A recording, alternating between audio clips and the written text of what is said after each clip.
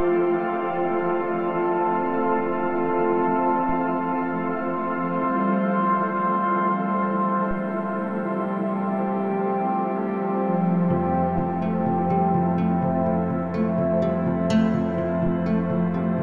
gonna die tomorrow. My last meal, easily, lobster.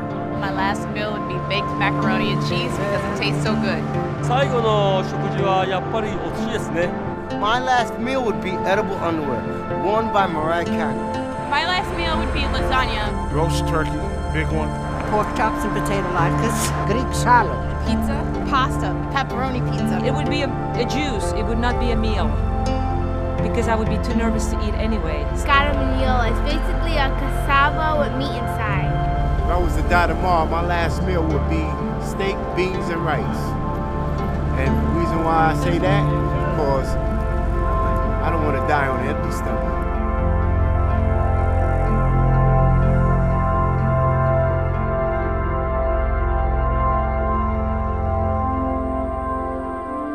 I think food is the greatest thing to kind of bring people together, and food should anchor everything that happens in your life.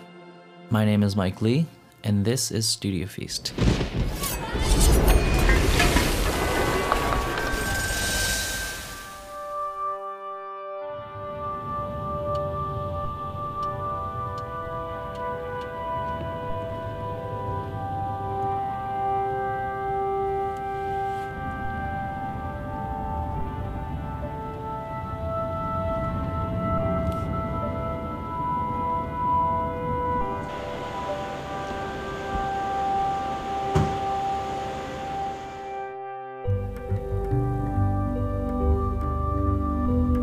There's room for nuance in your life where you can pull from a lot of different inspirations.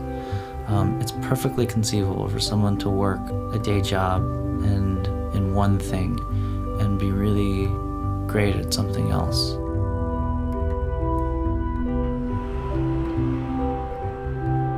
It's nice to kind of have that thing outside of the day job. After a day of kind of working at a desk to be able to kind of build stuff with your hand.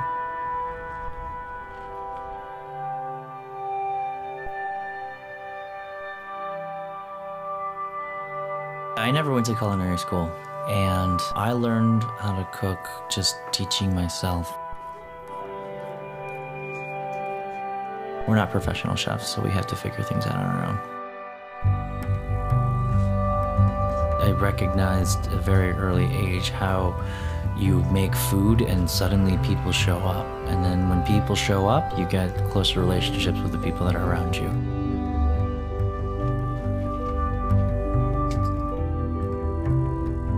This is basically chili tea. Basically chili tea? Yeah, it was what the dried chilies were soaking in. Part of what we do is just showing you what you can do as a home cook. That you don't have to be a professional chef to put great meals out and create these cool experiences for people. We try to cook within our range. I think it's better to succeed at really kind of simple and rustic food that you're comfortable with than to really fail at trying to be something you're not. When we smoked on the kitchen of like 40 people.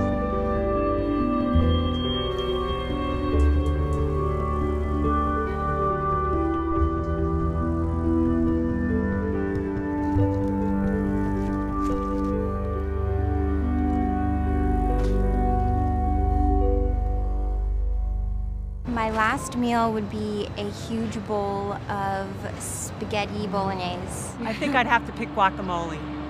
With the avocado, the texture, I agree with you. Texture. It's a texture thing. Texture, the flavor, it's all good. It's all home. And that's where I want to be before I die. Absolutely, without a doubt, lasagna, homemade from moms. Who would want to eat? Who would have an appetite to eat? Not me. You have too many things to think about. Artichoke hearts, Pellegrino, dried strawberries, and macadamia nuts. But of course I'd have red wine throughout the meal too because I know I'm gonna die. And that's my winter meal to die in.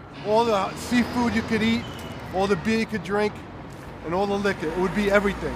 So if I'm going out tomorrow, I want it to be something that I've never even tried, you know? I want it to be something exotic, something that challenges my palate, something memorable, even though I won't get to remember it for very long.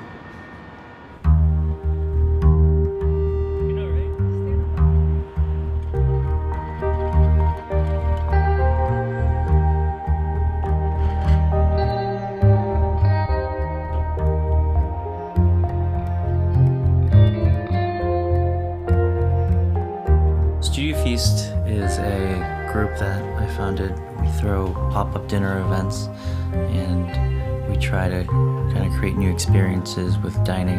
It's sort of a mix between going out to a really great restaurant and having dinner at your friend's place. So the core Studio Feast is myself and Derek Yuen, who has been cooking with me and helping me execute since the very beginning. I know Sue through Derek. I think Derek and I tend to cook with really aggressive flavors, so I think she kind of has a palate that kind of helped us mellow it out a little bit.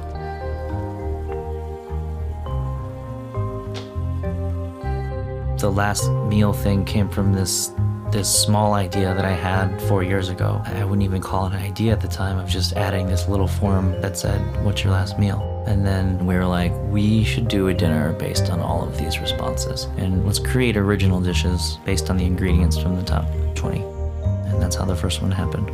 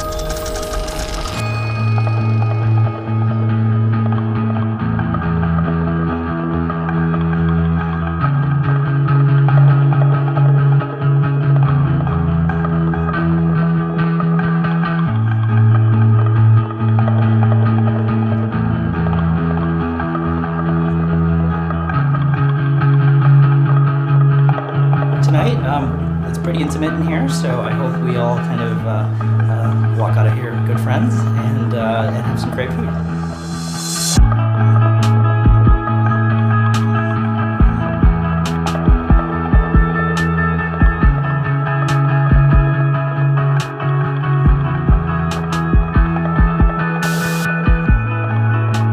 Studio Feast is a demonstration of how you can bring together a bunch of random influences that you have and interests and focus it into one thing.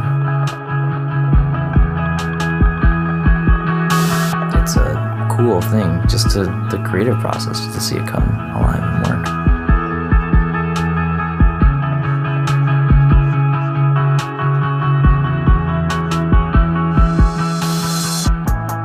I want to try to find a way to share this kind of lifestyle of getting people to cook at home more ambitiously. It's not to say everyone should be making really fancy meals, but hopefully like the things that we do, they hopefully inspire other people to kind of at least step up their game a little bit and try something that they haven't tried before.